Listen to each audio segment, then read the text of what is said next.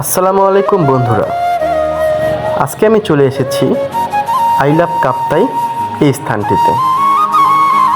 YouTube বা ফেসবুকের মাধ্যমে অনেকেই এই জায়গাটি দেখেছেন, কিন্তু কাপ্তাইয়ের কোথায় এই জায়গাটির অবস্থান তা অনেকেই ঘুরতে এসে খুঁজে পান না। তো আজকের এই ভিডিওটিতে এখানকার অবস্থান সম্পর্কে বিস্তারিত তুলে ধরব। চট্টগ্রাম অথবা রাঙামাটির যে জায়গা থেকেই আসুন, প্রথমে আপনাদেরকে কাপ্তাই নতুন বাজারে আসতে হবে। এরপর কাপ্তাই নতুন বাজার থেকে জেটি ঘাটে যাওয়ার যে রাস্তাটি রয়েছে, ঠিক 5 মিনিট হেঁটে আসলেই এই স্থানটিতে পৌঁছে যাবেন।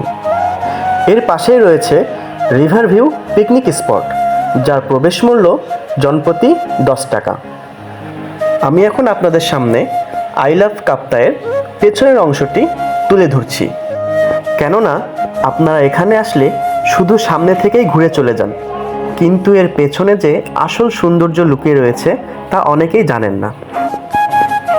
মেইন রাস্তা থেকে অনেক নিচের দিকে নামতে হবে, তাই খুব আস্তে আস্তে সাবধানতার সাথে নিচের দিকে নেমে আসছি।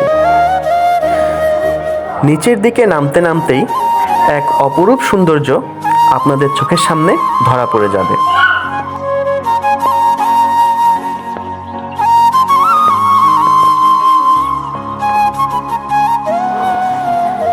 এখান থেকে দেখা যাচ্ছে কাপ্তাই লেকের পানি বিদ্যুৎ উৎপাদন করে আবার কর্ণফুলী নদীতে প্রবাহিত হচ্ছে।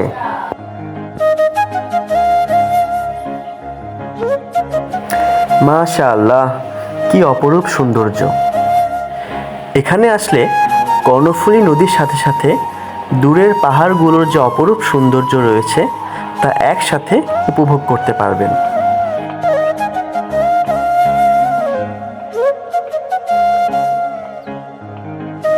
বন্ধুরা, এখানে আসলে আরও একটি বিশেষ ধরনের স্থাপনা চোখে পড়ে যাবে, যার মাধ্যমে একটি নৌকাকে একদম উঁচুতে উঠিয়ে নদীর ওই পারে আবার নামিয়ে দেওয়া হয়। মূলত কর্ণফুলী পেপার মিলের কাঁচামালবাহী নৌকাগুলোকেই নদী পারাপার করা হয়ে থাকে। এগুলোকে বলা হয় শ্যাডেল।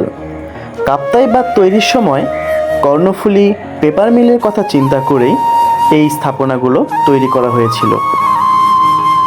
এখানে এসে প্রাকৃতিক সৌন্দর্যগুলো উপভোগ করার জন্য সরকারি অর্থায়নে অনেকগুলো বসার ব্যবস্থা করে দেওয়া হয়েছে। আসলেই জায়গাগুলো অনেক সুন্দর, তাই আপনাদের কাছে অনুরোধ থাকবে, আপনারা যারা কাপ্তাইতে ঘুরতে আসবেন অবশ্যই এই জায়গাগুলো ঘুরে যাবেন।